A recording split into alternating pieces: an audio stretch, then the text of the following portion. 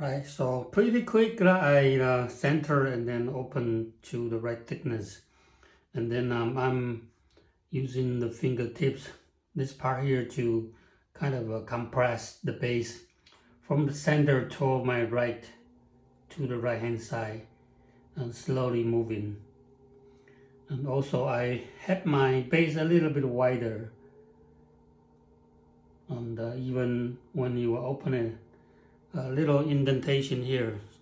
Okay, and then after that I usually color in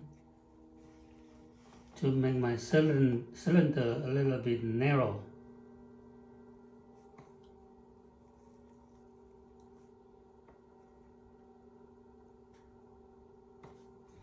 And now I'm ready to get my first initial pouring. This piece of clay is not very big. It's a little bit less than 3 pounds. So I'm just going to just grab using the thumb and the fingers and then pour the clay up. And while I'm doing that, my right hand brace on the splash pan, and then touch my left thumb to stabilize it. And this finger, the right fingers, is kind of stabilize the wall while I'm lifting.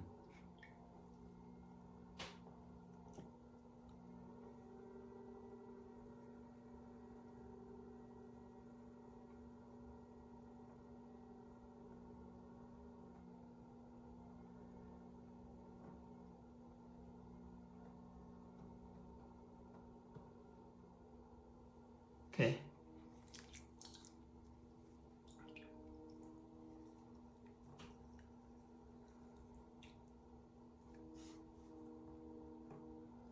And after I lift my first initial lifting, I color, make the cylinder, make it straight, and also make it a little bit narrower for my next pouring.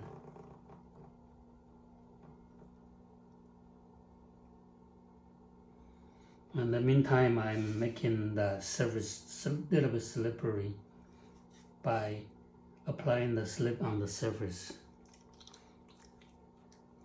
And also remove the slip and then coat it on the inside of the wall.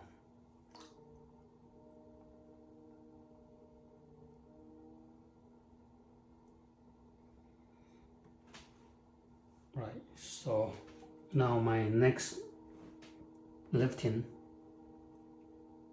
stabilize everywhere, connecting all the fingers together.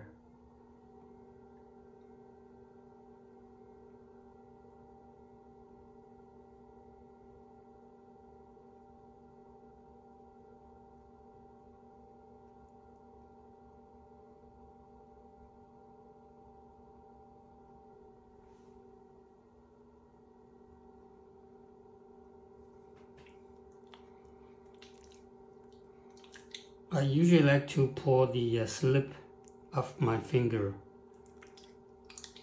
and then I'm using the slip to coat on the inside of the wall instead of using water.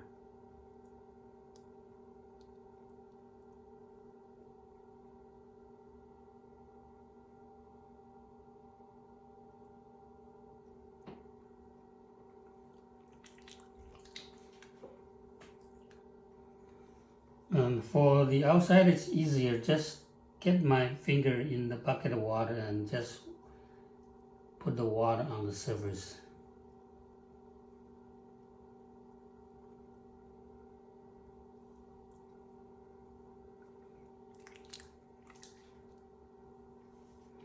And usually people forget to try to move the clay up. Usually they build up a lot of clay here in the corner. So what you want to do is kind of squeeze the clay. I'm using my right fingertips. Bring the clay. So squeeze the clay so the base is smaller, and I could still use the clay and pour it up so that your piece will be a little bit lighter. because you don't have too much clay in the corner.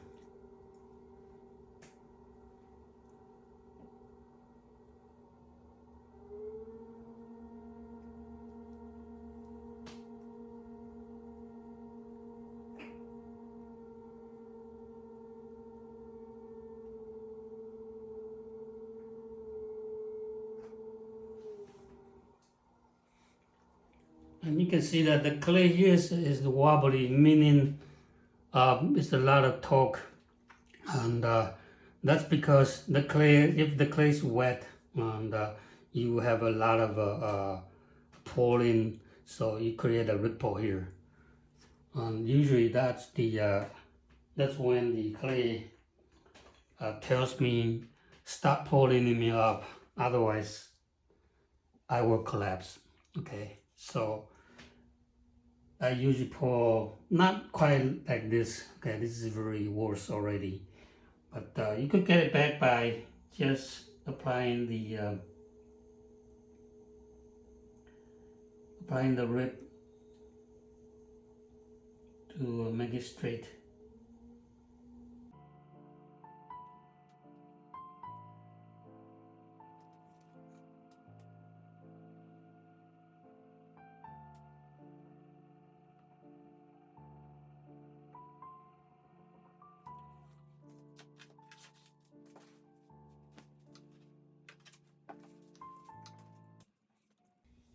Well, I first used the wooden rib to kind of compress the wall, and now I'm going to get the wall a little bit finer using the metal rib.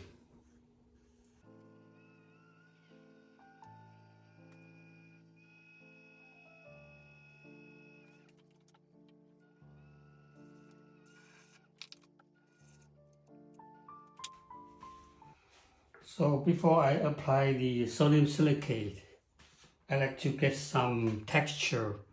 So this is the tool I'm using to get the horizontal texture. And when I stretch it, the vertical texture will be more clear. But I want to have a little bit of a horizontal texture, a little bit deeper. So I'm using this. This is the scraper. I just use a knife to get the teeth here.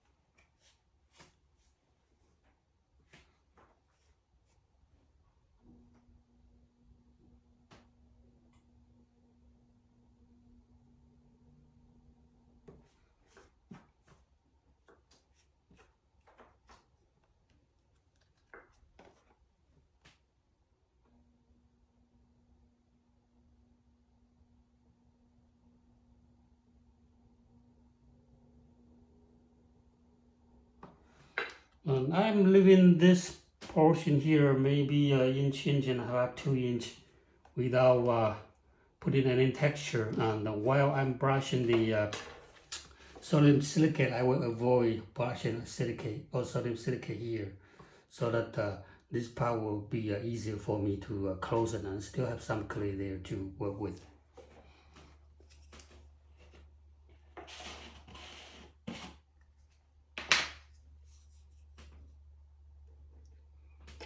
So this is the sodium silicate, come with the liquid foam. And if you think it's, sometimes they get dried out, so you can add water to make it work again. It's water soluble.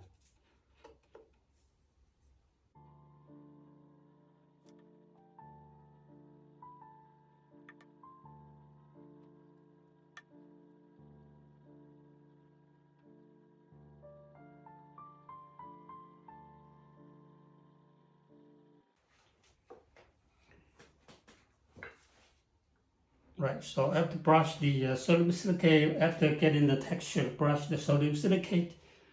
You want to use a heat gun, hair dryer, or torch to dry it. If you're having the torch, it's very powerful, so make sure that you don't over dry it. Okay, if you dry it too much, when you stretch, it might crack. So just apply the heat here, and when the shiny goes away, you stop.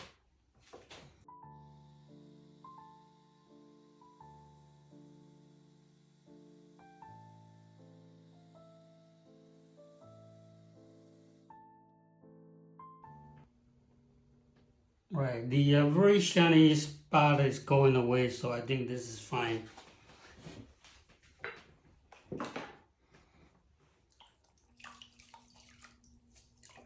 And now all you need to do is just stretch it from inside and without touching the outside. It's also very good practice for shaping.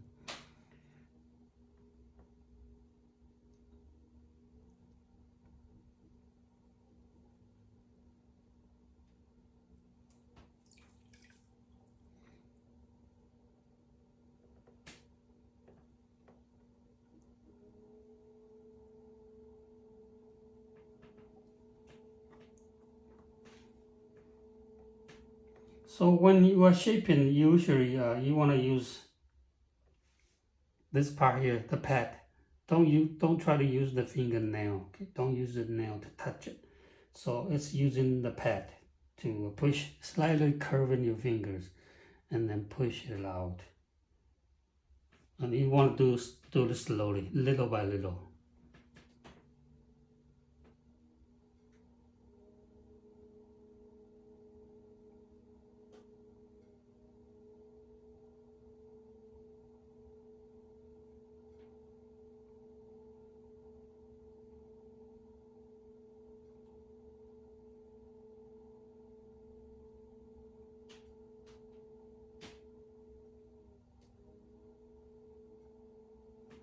You can see that the clay, where is touch, this part here touch a little bit more, a little bit less here, but all the fingers touching.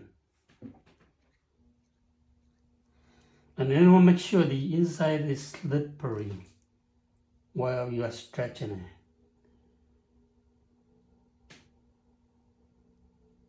So I am using the sponge to add a little bit of water to the inside of the wall.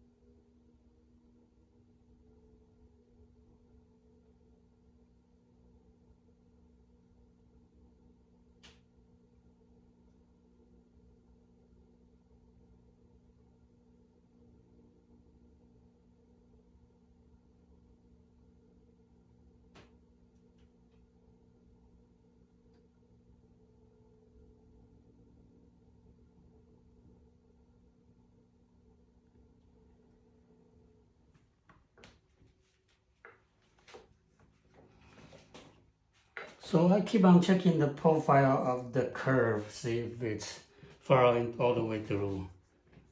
So like here, from the camera here, this part here, I probably need to stretch out a little bit more so the curve is following through. So I'm going back here to just emphasize that spot.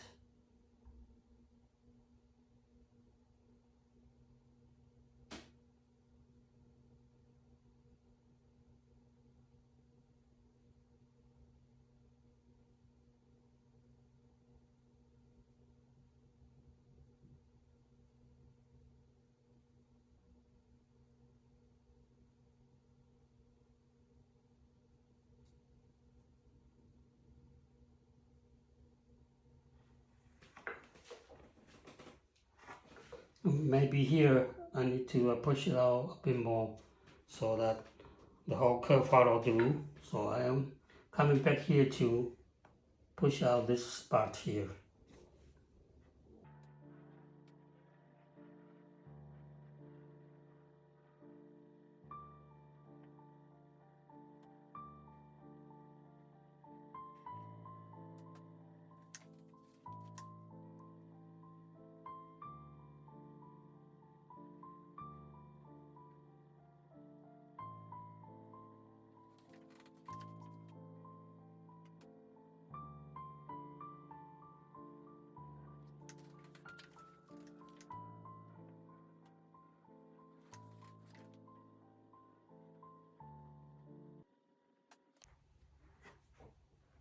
Right, so that looks good, and now I'm going to close it. For you to close it easier and faster, actually you can, if you don't do the easy way, okay, you can cheat a little bit.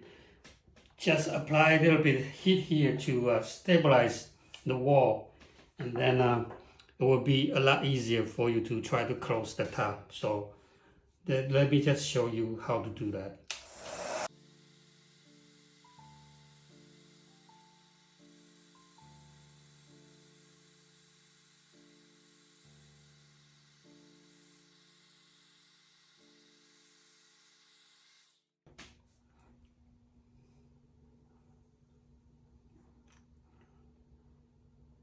So for closing the smaller opening,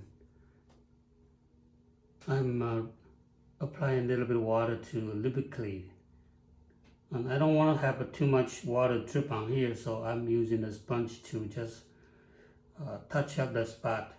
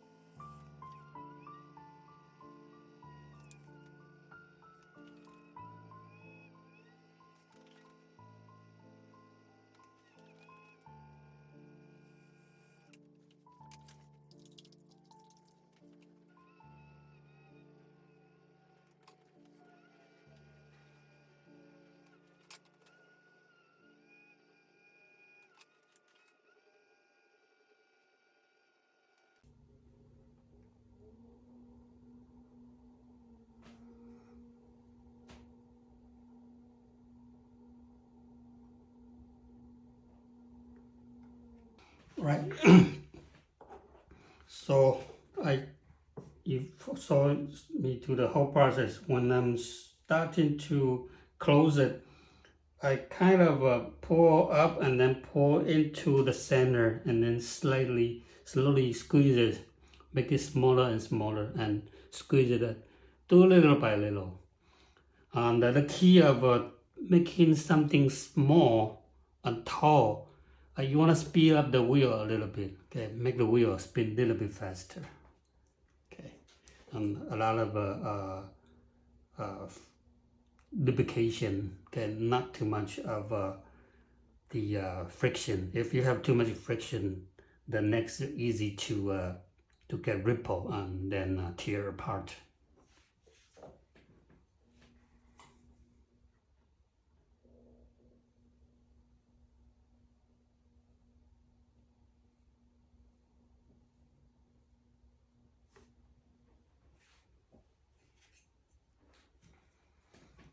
The clay here on the belly button, I can just chop it up.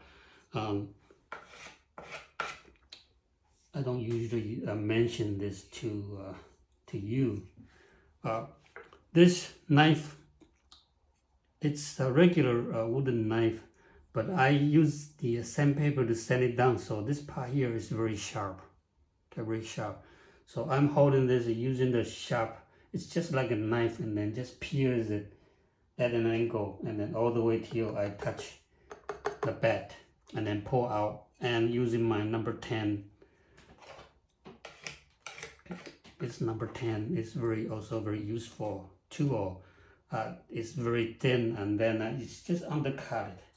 So that versus using, if you're using a needle tool has a little bit of thickness. So when you undercut, sometimes you push the clay back and then stick on the side of your pot. So I usually like to use a thinner blade to do that.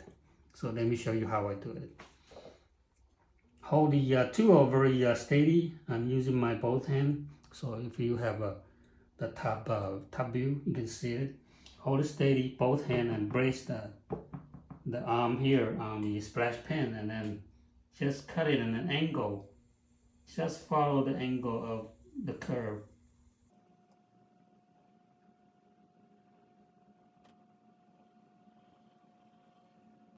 And I'm taking my time until I touch the back, and then pull out my knife, my wooden knife, and then use this very thin my number 10.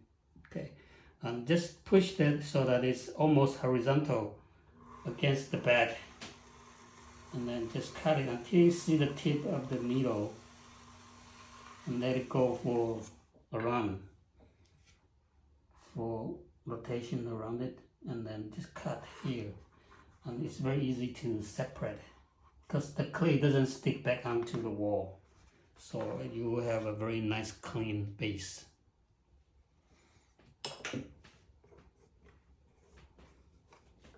Okay, so that's the throwing, and you can see that when I throw, I have a big ripple, but I managed to get it back.